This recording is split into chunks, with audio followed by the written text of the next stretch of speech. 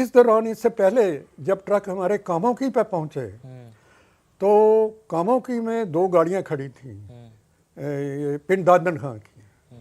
तो एक बड़ा हजूम आया, वो उन गाड़ियों की तरफ बढ़ रहा था और दोनों गाड़ियों को काट दिया। अच्छा। दोनों गाड़ियों के इस बेरहमी से कोई बंदा छोड़ा नहीं उनमें, और वो हजूम वापस आ रहा था हमारी ट्रकों की ओर, और वो उधर चला गया। उधर चला गया। और वो कोई भाले लिए हुआ था, कोई डांगे, कोई बर्छे लिए हुआ था। यही लग रहा था कि ये मार देंगे। लेकिन उसमें एक सरदार जी था, नया नया सेकंड लेफ्टिनेंट, वो कहता नहीं नहीं नहीं कोई नहीं। लेकिन एक मराठा जो था, वो सूबेदार मेजर था, कहता मैं इनको गोली से उड़ा दूंगा। उसने अपने कंपनी कमांडर का हुक्म नहीं माना, उनके जवानों को हुक्म दे दिया तुम पोजीशन ले लो। जो ही पोजीशन ले 2-4 फायर किए, मतलब ये हुआ कि वो सारा का सारा हजूम वापस चला गया, ये तो मार देंगे। तब हमारी जान बची है। अब देखिए कमाल की बात की, मुझे नहीं पता आपने पहले ये वाला मुझे किस्सा क्यों नहीं बताया, लेकिन अब मैं आपको इसका एक लिंक देता हूँ। इसी पिंड दादन खान के अंदर और इसी ट्रेन के अंदर कुछ लोग थे जिनका पूरा परिवार चला गया। बिल्कुल चला गया। उनसे मैं मिला हूं दिल्ली में।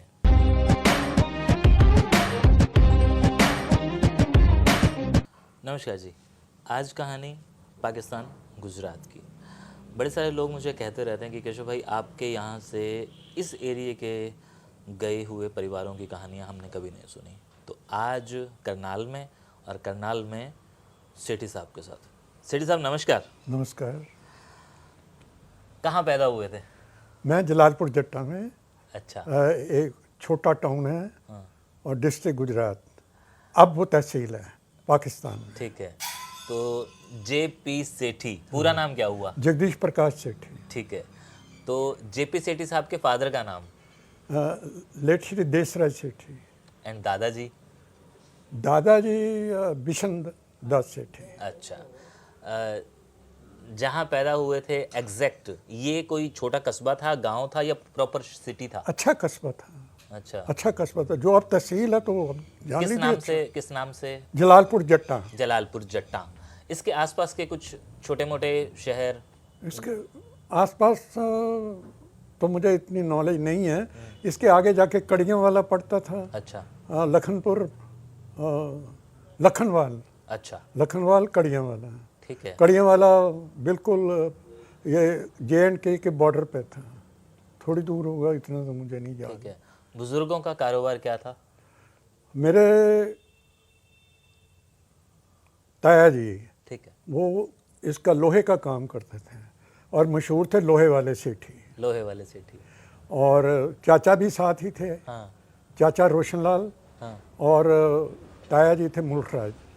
अब 12 साल के थे जब पार्टीशन हुआ? हाँ, 12 साल का। 35 का मेरा एक्चुअल बर्थ है। Actual birth. जो रिकॉर्डेड बर्थ है वो 8 जुलाई 1937 है। अच्छा, लेकिन जो एक्चुअल है वो 35 है। 35। ठीक है। 4 जून 35। ठीक है।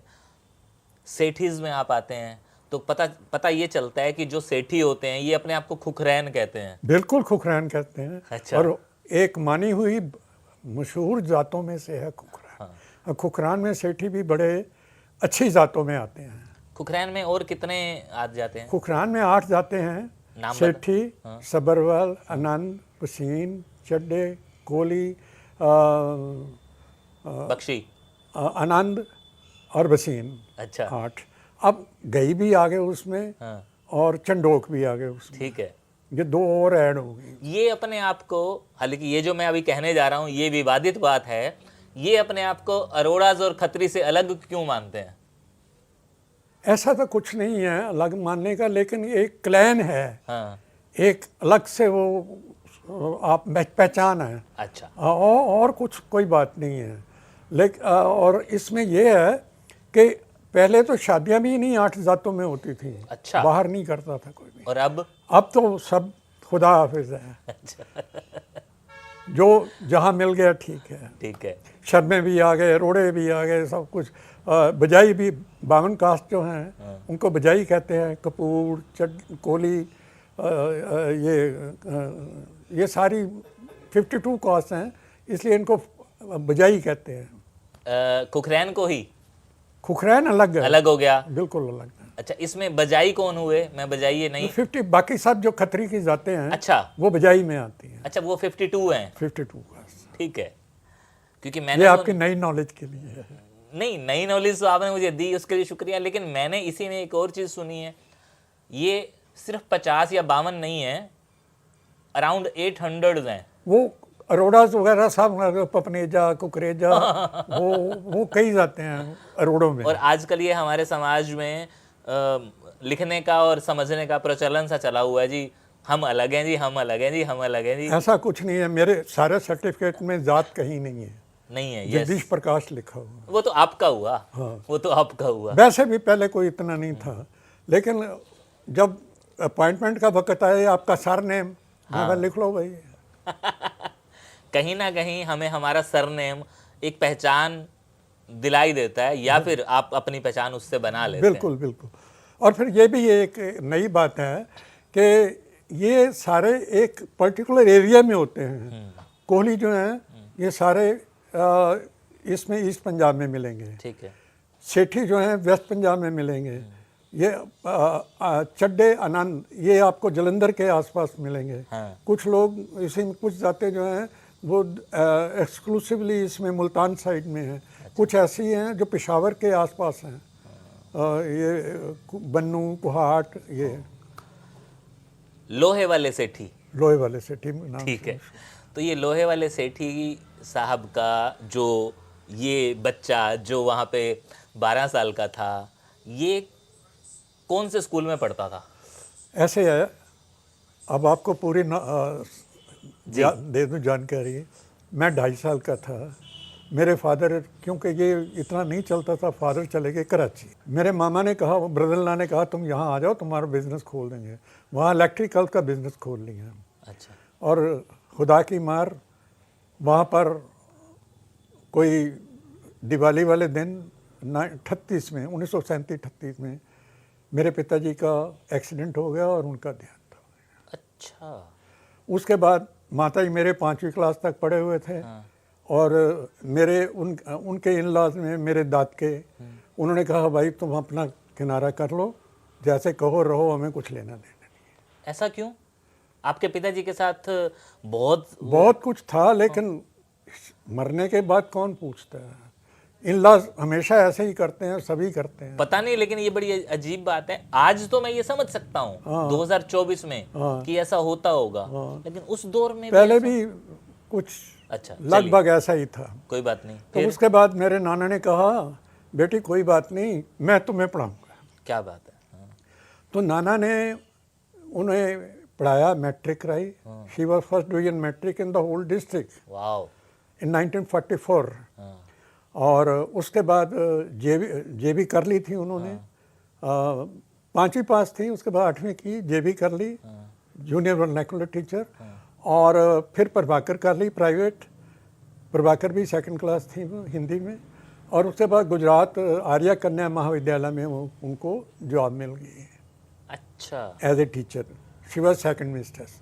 ठीक है। प्रभाकर जेवी matric, she was 2nd mistress. और सामने स्कूल था सनातन धर्म स्कूल, उसमें मेरी शुरू की एजुकेशन हुई प्राइमरी की। ठीक है। और वहीं 6ठी क्लास तक थे, तो तब ये पाकिस्तान बन गया। चलिए थोड़ा सा पीछे चलते हैं।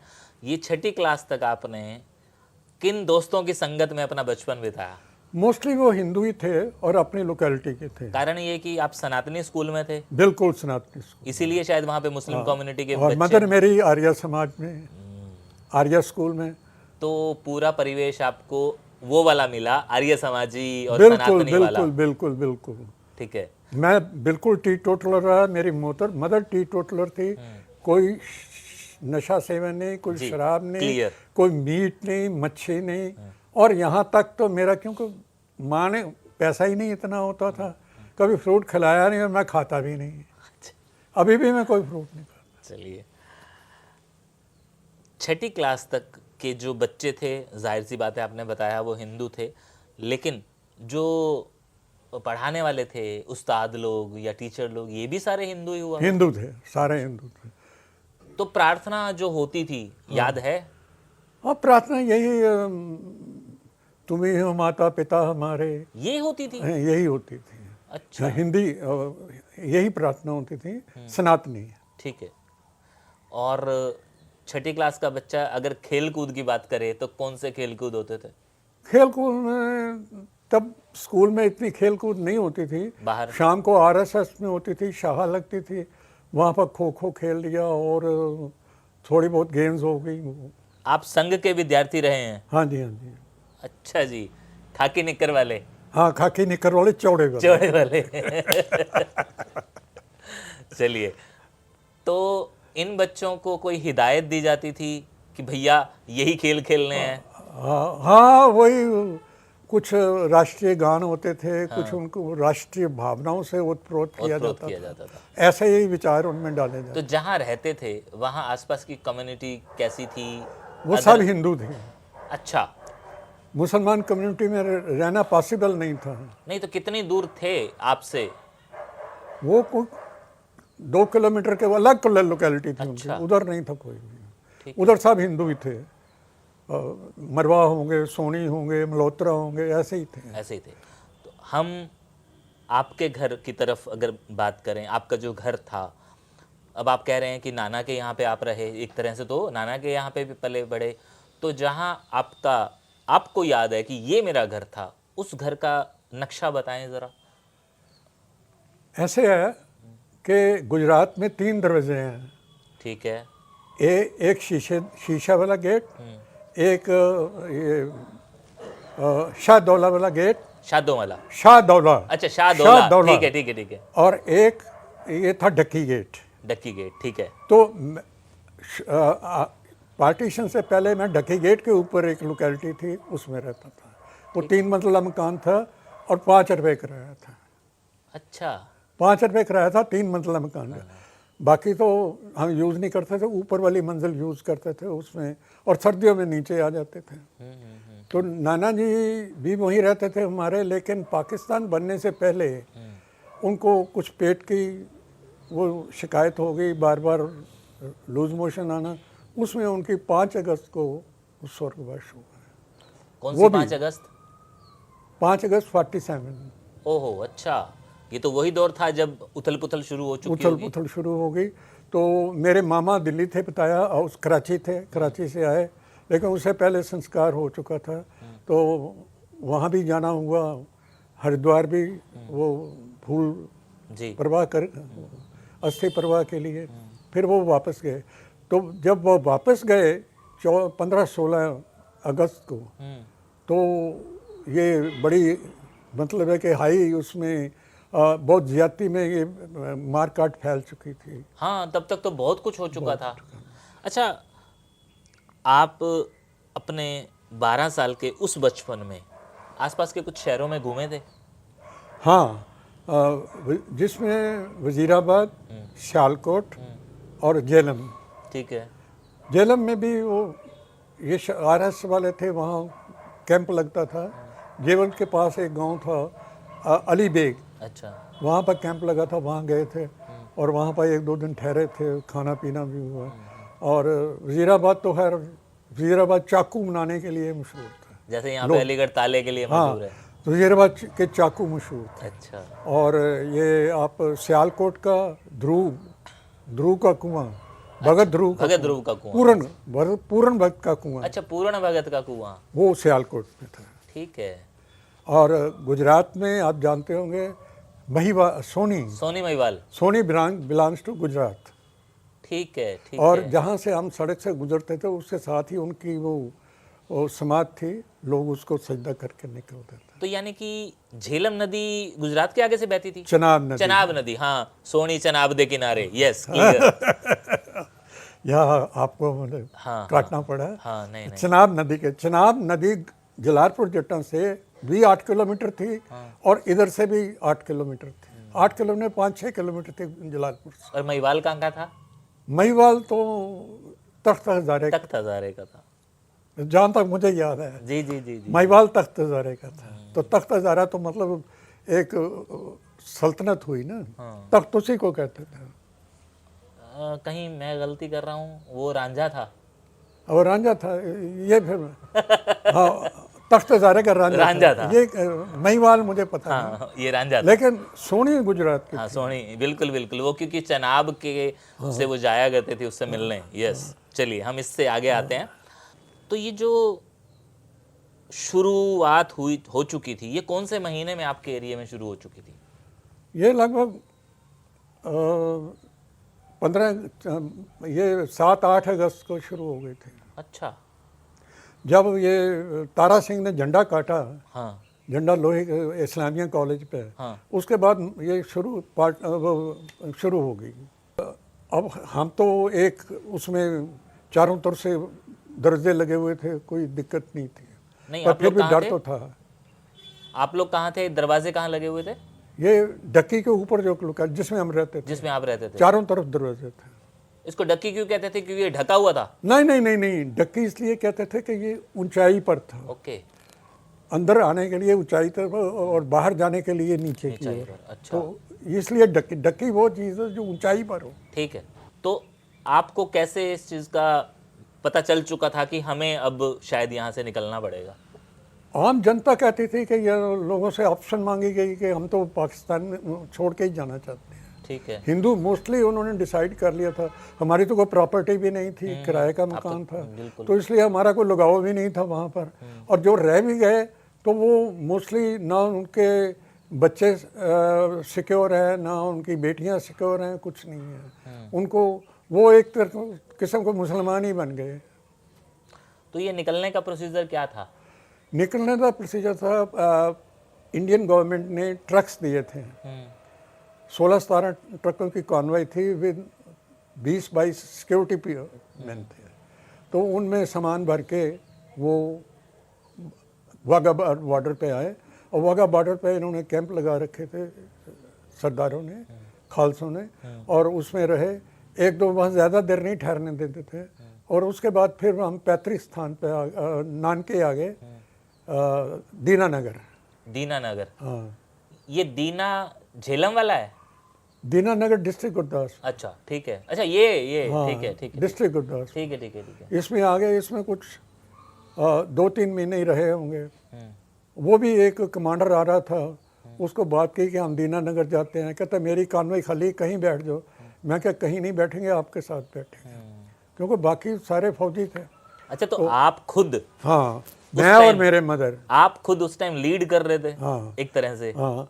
तो हम वहाँ आ गए दीनानगर। हाँ। दीनानगर में कुछ ही दिनों तो इन दोनों बहनों में आपस में खटपट सी थी। दोनों बहनें मीन्स मासी? मेरी मासी। अच्छा। तो उन्होंने कहा कि चलो, एकदम सामान उठाया, गाड़ी में रखा आगे। अमृतसर एक गाड़ी आ रही थी कुरुक्षेत्र, तो उस गाड़ी में बैठ के, वो रिफ्यूजियों की गाड़ी थी, तो वो सामान काफ़ी खाली हो गई, मोस्टली थोड़े बहुत आदमी थे।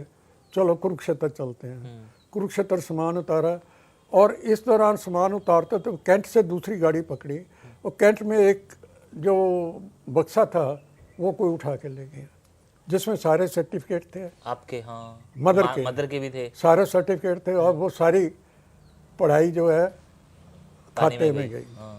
तो वहाँ आगे कुरुक्षेत्र में कैंप लगा हुआ था। एक स्वामी होते थे, स्वामी सत्यानंद सरस्वती। हाँ। हाँ, स्वामी सत्यानंद से, ये हिंदू मिशन के, बहुत पुरानी 47 की बात जी कर जी जी। तो उन्होंने कहा बेटी कोई बात नहीं, आप मेरे पास छोड़ो, आपको कमरा दे देंगे, कोई बात नहीं, और आपको जेब खर्च 30 रुपये दे देंगे। आपने उनको देखा था स्वामी सत्यानंद हाँ जी हाँ को? हाँ, देखा हुआ है, लंबे से? हाँ लंबे से, और उनकी फोटो चश्मा भी है, लगाते ज्योति थे? सर में फोटो भी है। अच्छा ज्योति सर में फोटो लगी हुई है उनकी। ठीक है। तो ठीक है, उसके बाद यह इसमें पढ़ाई, बच्चों के पढ़ने का इंतज़ाम था कुरुक्षेत्र कैंप में, तो इनको जॉब मिल गई 100 रुपये में। ये कैंप कहाँ था? एग्जैक्ट लोकेशन आज की अगर बताएं तो? ये कैंप जहाँ पर स्नेहित है, हाँ स्नेहित के बिल्कुल थोड़ा आगे आके, हाँ राइट साइड को, ठीक है। जहाँ ब्रह्म सरोवर को आते हैं, समझ ब्रह्म गया। सरोवर के राइट साइड को खुला मैदान था वहाँ पे एक आज की डेट में काली कमली आश्रम है। हाँ, वही काली कलमी आश्रम, वहीं वो कैंप अलग लगा था, था। उसके सामने था। ठीक है। ये ब्रह्म सरोवर के बिल्कुल ऊपर एक मंदिर था, गीता मंदिर। अभी भी है? हाँ, अभी भी होगा, लेकिन वो चढ़ के जाना, पता नहीं चढ़ाई है कि नहीं। है, अभी भी है? अभी भी है। मैं अभी पिछले हफ्ते ही गया था। बस वही मंदिर है, गीता मंदिर। अच्छा। उसमें रहे 40 48 तक 49 तक। वो भी कमाल की बात है कि वो मंदिर ताज़ा ताज़ा बना था, उससे पहले वो किसी की हवेली हुआ करता था। हाँ होगा, ऐसा ही होगा। उसमें एक और मंदिर छोटा सा भी पीछे है, हाँ वो भी कृष्ण मंदिर है। साधु राम वहाँ होते थे पुजारी, जी। और वो स्नेहित में भी रहते थे, यहाँ शाम को आके पूजा करते थे। तो वो सारा वक्त वहाँ बीता। तो मैं एडमिशन ले ली एसएमबी गीता हाई स्कूल क्षेत्र में। अच्छा तब ये टेंटों में होता था। ठीक है। उसके बाद वो चला गया उधर मेन रेलवे रोड पर। रेलवे रोड पर लक्ष्मण दास काल्डा, ठीक है। वो हेडमास्टर हुआ करते थे, एलडी काल्डा। अच्छा। अभी भी नाम याद है। अच्छा तो 8वीं के बाद मदर को मेरे ये मास्टर हुआ करते थे वाले पंजाब एंड सिंध बैंक में। तो उनकी जानने वाली थी एक मेहताब कौर, जय मेहताब कौर इंस्पेक्टर्स थी। तो उनका मेरी एक बेटी है, विडो है, उसको कोई नौकरी दिला दो। तो वो कहने लगी सरदार जी क्या बात है, अभी लो। अब इंस्पेक्टर्स को पावर होती थी अपॉइंटमेंट करने। उसने कहा कि ये लो, 2 स्कूल हैं, एक तो ठ्यूड़ डिस्ट्रिक्ट अम्बल है, और एक ये इसके पास था ये करनाल के आसपास था कि करनाल में ये जाट लोग ज़्यादा हैं, मैं नहीं जाती, वहाँ जाऊँगी। ठीक है। वो पंजाबी थे, हम भी पंजाबी बोलते थे। तो तब तक ये समझ में आ चुका था कि ये हमसे अदर कास्ट वाले हैं, लैंग्वेज अलग है, जैसे आपने कहा ना कि जाट लोग ज्यादा हैं, मैं नहीं जाऊंगी, तो कुछ पता था कि ये डिफरेंट दिखता था। ये हरियाणवी शुरू से ये कुछ करख्त लैंग्वेज थी। ठीक है। हाँ अभी भी है, जैसे थोड़ी सी तीखी इतनी लगती है। मिठास नहीं है उसमें, जी। जैसे कि हिंदी हमारी पंजाबी में मिठास है, उनमें मिठास जी जी नहीं जी है। जी जी। कड़े से जा रहे हैं तो वो करख्त सी लैंग्वेज। बिल्कुल, जैसे आज भी कह देते हैं कि लठ मार रहे उसको हैं। देखते हुए मदर कहने लगी नहीं मैं इधर नहीं जाऊंगी। मुझे गांव का नाम ही याद आ रहा। 2 साल बीत भी तो चुके थे ना आपको तब तक। हाँ। तो तब तक वो जबान समझ में आ 48-49 में मैंने 8वीं यहीं से की है, एसएमबी गीता स्कूल से। तो मदर चले गए त्यूड़ में। मैं अपना सेशन खत्म करके 1950 में मैं भी त्यूड़ चला गया। एक बार थोड़ा सा ना इस कैंप का हाँ, विजुअलाइजेशन करके बताइए। कैंप में सेक्टर थे कई, जो पाकिस्तान से लोग आते थे वो रहते थे। सेक्टर्स मींस की अलग अलग अलग अलग वो बने सेक्टर थे, हुए थे। सेक्टर 1 2 3 4 ऐसे। अच्छा। उनमें जो पाकिस्तान से लोग आते थे, कोई डेरा इस्माइल खां से, कोई पेशावर से, कोई मुल्तान से, कोई एबटाबाद से, उनको रखते थे। और यहाँ से फिर आगे ट्रांसफ़र करते थे उनको। ठीक है। किसी को ये जहाँ भी हुआ, जहाँ पे भी उनको अलॉटमेंट होती थी वो वहाँ से भेजते थे। गुरुग्राम गुड़गांव में कर दिया, इधर साइड में दादर कर दिया, ये इस तरीके मतलब से। मेन कैंप आपका यहाँ था, यहाँ से फॉर्मेलिटीज पूरी होती थी और आगे ट्रांसफर किया जाता था। हाँ, और इस दौरान आपने जो 2 साल बिताए थे वो उन्हीं कैंप्स में ही बिताए थे? नहीं, उसी मकान में जो सत्यानंद सरस्वती ने कमरा दिया हुआ था। और ये कमरा कहाँ था? वही उसके पास ही जहाँ पर वो मंदिर है, गीता मंदिर में। अच्छा। गीता मंदिर में 8-10 कमरे। हाँ अभी भी हैं। अभी ठीक है, उन्हीं उनमें आप कमरे रहे में हैं। लास्ट का कमरा था। ठीक है। और कैंप में कितने दिन रहे थे? कैंप में तो मुश्किल से 5-7 दिन ही रहे होंगे। और वहाँ की दिनचर्या क्या थी? खाना वाना कैसे होता था? खाना फ्री राशन मिलता था अच्छा। पर हेड। जाओ अपना राशन ले लो, 15 दिन का बनाओ और खा लो। आई कार्ड होता था कोई? हाँ जी, कोई आई कार्ड देते थे कि कोई आई कार्ड नहीं, राशन कार्ड टाइप कुछ? कोई नहीं आई कार्ड। अच्छा सिर्फ आप कि मैं वहाँ रह रहा हूँ रिफ्यूजी कैंप में ले लो। ठीक है। इनका जब आपको कॉल गया था तनेजा साहब का, हाँ अभी रिसेंटली, हाँ, क्या सोचा था कि मैं पार्टीशन पे बात करूंगा? इवन आपका भी कॉल आया था दोबारा, तो मतलब क्या दिमाग में क्या था कि मुझे बताना है, मुझे अपने दिल की बातें किसी के साथ तो शेयर करनी है, या क्या क्या सोचा था? यही सोच रहा था कि पुरानी यादें ताज़ा हो जाएंगी, कुछ नई बातें पता लगेंगी, कि पुरानी बातों को फिर से जहन में आएंगी। हाँ। और वो यादें ताज़ा हो जाएंगी। आपको पता है आज आपने जो बातें की हैं ये आपके परिवार के लिए, हम सबके परिवारों के लिए बड़ी वैल्यूएबल है। बिल्कुल। क्योंकि शायद ये है कि वो वाली जो जर्नी है, जिस जर्नी को हम 47 कहते हैं, काला अध्याय कहते हैं, ब्लैक डे कहते हैं, हाँ, इन सारी चीज़ों को हमने कहीं ना दबा के रख लिया था। बिल्कुल। हाँ, अब वो ताज़ा हो अब गई। वो ताज़ा ताज़ा करना ज़रूरी था, हाँ हाँ, बिल्कुल बिल्कुल। बहुत ज़रूरी था और वो भी आपके साथ वो भी साथ बहुत अच्छा लगा। नहीं नहीं, मुझे भी अच्छा लगा और इसलिए मैंने कहा कि गुजरात से जुड़ा हुआ कोई ऐसा वाक्य अगर आपका है तो आप मुझे ज़रूर बताएं, या विभाजन से जुड़ा हुआ कोई ऐसा वाक्य है तो मुझे आप ज़रूर बताएं, ताकि मैं उसे मिस ना करूं, मैं उसे सहेज लूं। ऐसे है कि जब पार्टीशन हुई तो वो ट्रक जो है सेम डे नहीं आए अमृतसर, उनको Yes. लाहौर में हाँ, खालसा कॉलेज में रोक दिया गया कि आप रात यहाँ रहो, ठीक है, सुबह चलेंगे। ठीक है। और रात में खालसा कॉलेज के भिन्न कमरों में इतने आदमियों के रहने के लिए जगह तो नहीं, बैठ बिठा के थोड़ा घूमगा के वक्त निकल गया। शेर हुई तो उन्होंने अपना वहाँ से चलना शुरू किया। इस दौरान इससे पहले जब ट्रक हमारे कामोकी पे पहुँचे तो कामोकी में 2 गाड़ियाँ खड़ी थी, ये पिंड दादन खां की। तो एक बड़ा हजूम आया, वो उन गाड़ियों की तरफ बढ़ रहा था और दोनों गाड़ियों को काट दिया। अच्छा, दोनों गाड़ियों के इस बेरहमी से कोई बंदा छोड़ा नहीं उनमें, और वो हजूम वापस आ रहा था हमारी ट्रकों की ओर। और वो उधर चला गया। उधर चला गया और वो कोई भाले लिए हुआ था, कोई डांगे, कोई बर्छे लिए हुआ था। यही लग रहा था कि ये मार देंगे। लेकिन उसमें एक सरदार जी था, नया नया सेकंड लेफ्टिनेंट, वो कहता नहीं नहीं नहीं कोई नहीं। लेकिन एक मराठा जो था वो सूबेदार मेजर था, कहता मैं इनको गोली से उड़ा दूंगा। उसने अपने कंपनी कमांडर का हुक्म नहीं माना, उनके जवानों को हुक्म दे दिया तुम पोजीशन ले लो। जो ही पोजीशन ले 2-4 फायर किए, मतलब ये हुआ कि वो सारा का सारा हजूम वापस चला गया, ये तो मार देंगे। तब हमारी जान बची है। अब देखिए कमाल की बात कि मुझे नहीं पता आपने पहले ये वाला मुझे किस्सा क्यों नहीं बताया, लेकिन अब मैं आपको इसका एक लिंक देता हूँ। इसी पिंड दादन खान के अंदर और इसी ट्रेन के अंदर कुछ लोग थे जिनका पूरा परिवार चला गया। बिल्कुल चला गया। उनसे मैं मिला हूँ दिल्ली में। ऐसे ये गोसाई परिवार है। हाँ हाँ, मैं अपने ये देखने वाले को मेरे बता दूं, बिल्कुल हमारे वहाँ खड़े ट्रक खड़े थे तभी।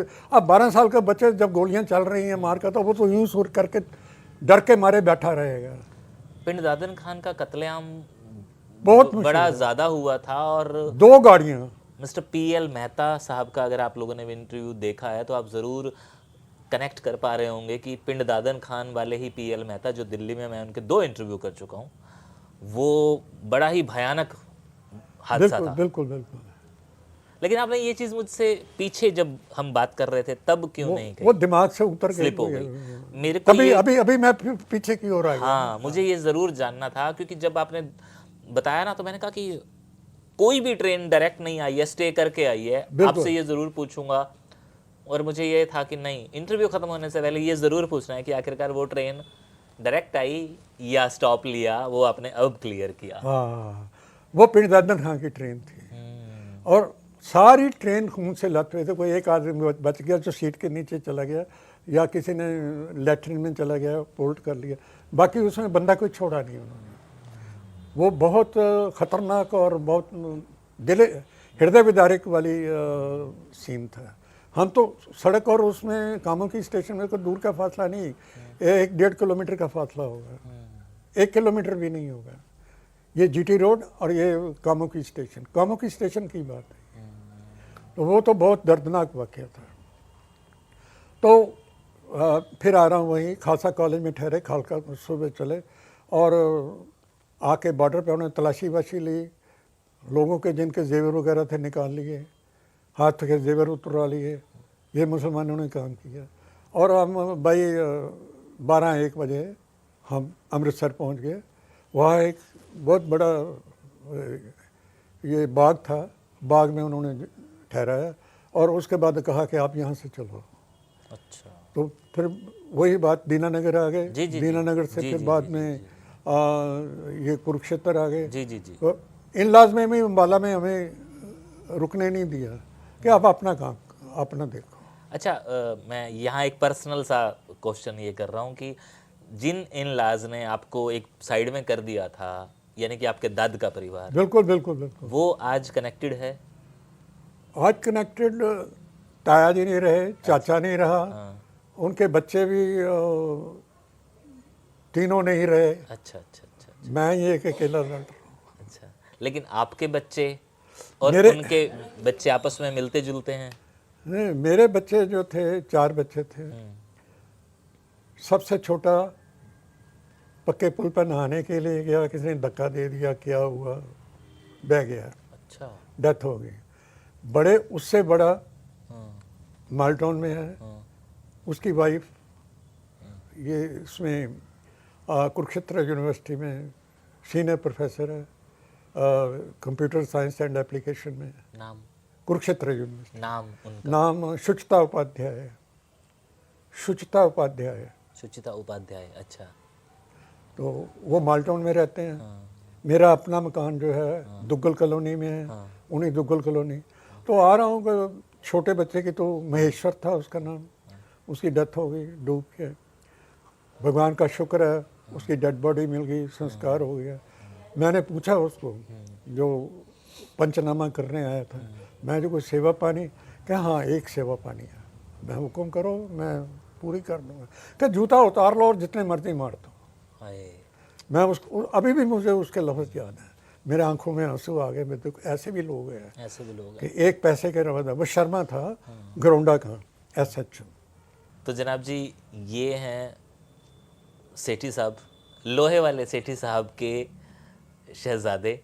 लेकिन मैं तो ये कहूँगा कि सैल्यूट है इनको, इतनी सारी चीज़ें सहने के बाद भी चेहरे पे मुस्कान है। और ये मुस्कान हमारे बुज़ुर्गों की दी हुई है, उनका आशीर्वाद है कि हाँ, जितनी मुसीबतें मर्जी आ जाएं, कम से कम हमें उनके संस्कारों की वजह से जो चीज़ें मिले हैं ना, वो हमारे चेहरे पर मुस्कुराहट ला के देती है।